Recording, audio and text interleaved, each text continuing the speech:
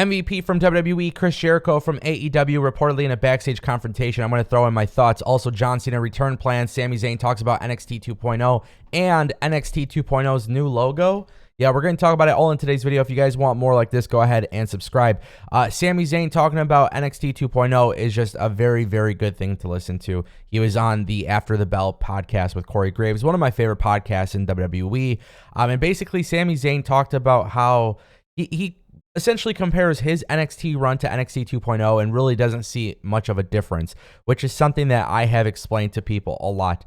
Sami Zayn specifically said, I was doing the same thing that these guys in NXT 2.0 were doing, which is just trying to find yourself, especially for me because I had come from a different background. I was a different character and all this stuff. So I was trying to find my voice. I was trying to find my facial expressions and all that stuff. I was trying to find myself. I kind of don't remember that part of NXT so much because I tend to remember the later half once the character got a bit more developed. Then we were telling good stories, having good matches, and building NXT to become what people know about it now. But there was that little first year where I'm there and I'm still kind of finding my footing. Now when I see the guys and girls in NXT 2.0, and I just saw this video today, so today is when I made the connection of like, oh, this is exactly where these guys and girls are now. Sometimes there might be a tendency to watch something and in NXT it's different because you're forgiving it because you know they're developing themselves. That's very true. Obviously I praise NXT because I feel like NXT is booked completely different from the main roster. We talked about 50-50 booking, DQ finishes. That's not something that we often see in NXT, which is awesome compared to Raw and SmackDown. And I know the people that watch me live on Twitch understand my thoughts about NXT. But if you don't watch me live on Twitch when I review the show, it's not that NXT is like the most incredible professional wrestling show. It's just they tend to do things logically and they tend to do things a little bit differently from the main roster, despite the fact that there's a heavy focus on characters. Now, if you look at the early days of NXT, that's what it was about. And that's how NXT grew to become such a big brand. And for those who want to know, maybe you don't know this, Sami Zayn used to be El Generico, a guy with a mask who didn't really talk. So the whole thing with El Generico in the indie scene versus Sami Zayn in the main roster, and trust me, I was one of those people. I was so devastated when they changed his gimmick. But once I've seen what he's become on the main roster, especially recently, he's just a fun character to watch, man. And sometimes you need a little bit of that in wrestling. You can have your Will Ospreays in the world. You can have your Jon Moxleys in the world. You can have your Kenny Omegas in the world. There's nothing wrong with that. I never said there is. But I think wrestling is better when you do have a huge emphasis on characters as well.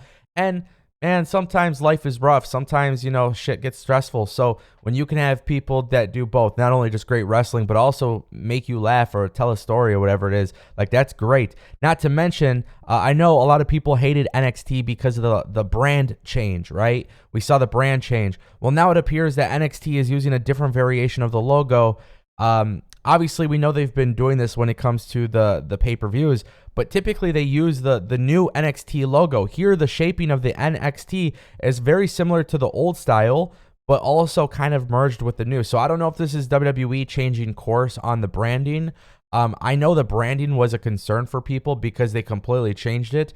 Does this mean they'll go back to black and gold? Does it mean it's just all colors? I don't know what this means, but I just want to show you guys that there appears to be a new NXT logo revealed. And obviously the NXT logo won't have the star and the stripes and the the logos and stuff like that, but the shaping, the text, the font appears to be new, and that's something that a lot of people are noticing on social media. So was changing black and gold a ridiculous idea? It really was. But at the same time too, you got to keep in mind they made an aggressive change to let people know that they've changed. Now they could essentially do whatever they want. I think people kind of understand what NXT 2.0 is. All right, guys, John Cena, just very quickly, obviously I think it's inevitable. Everybody kind of has this idea it's going to be John Cena versus Theory at SummerSlam. Well, now it hasn't been confirmed, but it has been reported by Wrestling Observer Newsletter that the match between Theory and John Cena is designed to elevate Austin Theory. I'm going to call him Austin Theory because I think Theory is just a dumb name, but I get why WWE does this stupid shit. But nonetheless, Vince McMahon obviously trying to push Theory. John Cena, I've said this for so many times. John Cena and Theory, there's just so many parallels between them.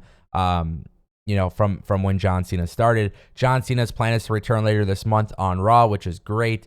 I assume that the U.S. Championship is going to be on the line.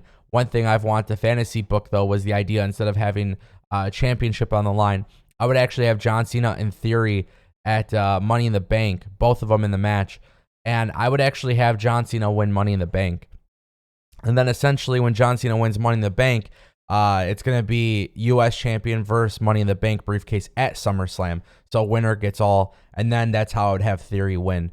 I think if at this point you're putting the rocket strap on Theory, you might as well commit to it all the way. Why give him the U.S. championship? Why push him only to not do much with him? Just do something very, very aggressive here. He's a heel, so it doesn't matter if people freaking cheer for him. We already know he's going to get booed. But if Theory beats John Cena and holds the U.S. championship and holds the Money in the Bank briefcase, I think that could do really good for Theory as a heel. And I think it's a really cool thing for John Cena to just kind of put him over in that regard. It would definitely feel more special than just a U.S. championship match. All right, guys, in our final story of the day, MVP and Chris Jericho reportedly have a hotel confrontation. MVP has spoken out about this. I'm going to read you guys the original report. Then I'm going to tell you guys MVP's comments. So essentially, if you guys don't know, there was a tweet that went out June 10th, 2022 about Chris Jericho and the election. MVP asked him to delete it. Then there was essentially this belief that there was some sort of beef because of this, or there was some sort of issues because of these tweets or whatever. You know, and here's the thing. MVP basically...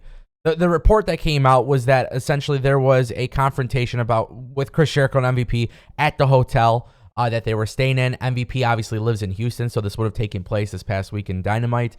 And then it was reported that MVP said something, or Chris Jericho said something about how he doesn't fight jobbers. Nonetheless, MVP's comments were pretty simple. Even when they get the story right, they get the details wrong. Gotta love the dirt sheets. So in terms of actual details on this confrontation, who knows what really happened?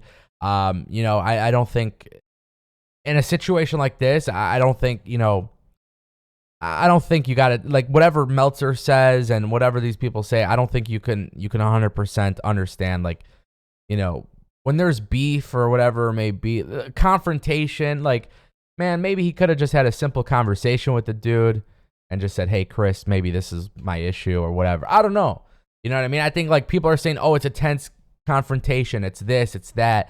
You know, like, again, whatever gets the headlines going and stuff like that. But I just feel like with wrestling, we don't know the details with this. It's like anything else. With the MJF stuff, things like that.